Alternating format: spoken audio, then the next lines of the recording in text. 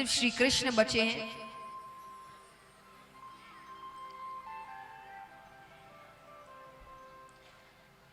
आई तो श्री कृष्ण बचे तो उनको भी जाना ही है, तो वो सबसे मिलते हैं, सबसे। यशोदा मैया, नंद बाबा, वसुदेव जी, देवकी माता, उद्धव जी, गोपियां। देवकी माता ने कहा मैं अभी तक तुम्हारे लिए जीवित थी, अब तुम जा रहे हो तो मुझे मेरे 6 बच्चे वापस करो।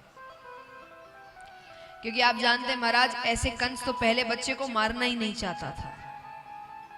मैंने आपको बताया था कथा में, उसके मन में ममता के भाव आ गए थे और भगवान ने नारद जी को भेजा था कि ममता के भाव नहीं आने चाहिए।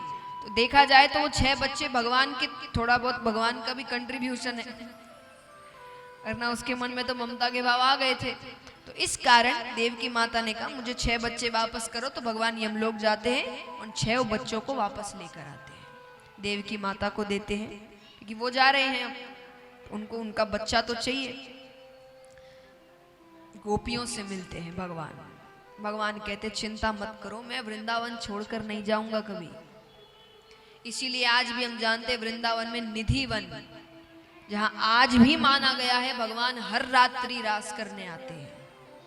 इस बात को इतना सच इसलिए माना गया है क्योंकि लिखा गया है, और किसी स्थान के लिए भगवान ने इतनी बड़ी बात नहीं कही है, पर वृंदावन के लिए कही है कि मैं वृंदावन छोड़कर कभी नहीं जाऊंगा, और मैं वहां के लोगों को आभास करवाता रहूंगा कि मैं वहीं हूं।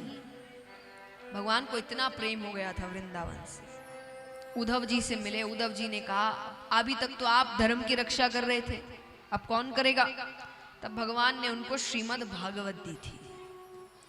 भगवान कहते मेरे जाने के बाद जो इस श्रीमद् भागवत को अपने जीवन में उतार लेगा वो हर व्यक्ति धर्म की रक्षा करेगा, और जब हर व्यक्ति धर्म की रक्षा कर रहा होगा तब मुझे आने की जरूरत नहीं पड़ेगी। ये कहकर भगवान चले गए।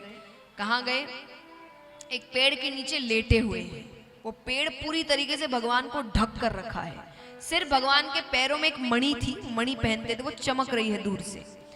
अब जैसा मैंने आपको बताया, वो छोटा सा टुकड़ा नदी में फेंकते हैं, मछली निकलती है, उस मछली को एक शिकारी पकड़ता है, काटता है, उसमें से वो हिस्सा निकलता है, उसको अपने तीर के आगे लगाता है। वही शिकारी वहां से जा रहा है।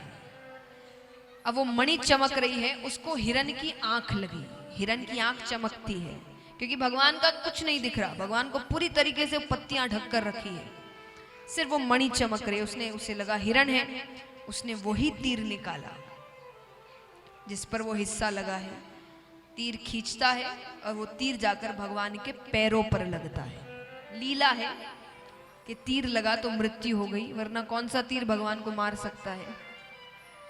पर ये लीला है, जन्म लिया है तो मृत्यु भी दिखानी पड़ेगी। तो वो तीर लगता है, भगवान उठते हैं। भगवान को उठता देख तो वो शिकारी वहीं रोने लग जाए कि मैंने भगवान पर तीर चला दिया।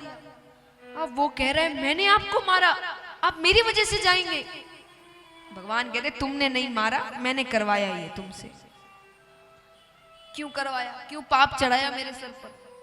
भगवान कहते हैं मैं जाने से पहले अब किसी का उपकार लेकर ऊपर नहीं जाऊंगा।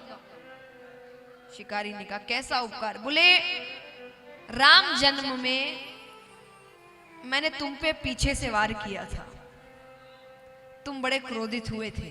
कौन? बाली। भगवान ने बाली पे पीछे से वार किया था, और उसने मरते मरते कहा था सामने से वार करना था, पीछे से क्यों वार किया? गलत। भगवान कहते मेरी गलती थी, मैंने पीछे से वार किया, तो मेरे ऊपर मानो एक एहसान चढ़ा हुआ था, आज तुमने पीछे से वार कर दिया, मैं देख नहीं रहा था, तुमने बिना देखे मुझ पर तीर चला दिया, हो गया हिसाब बराबर।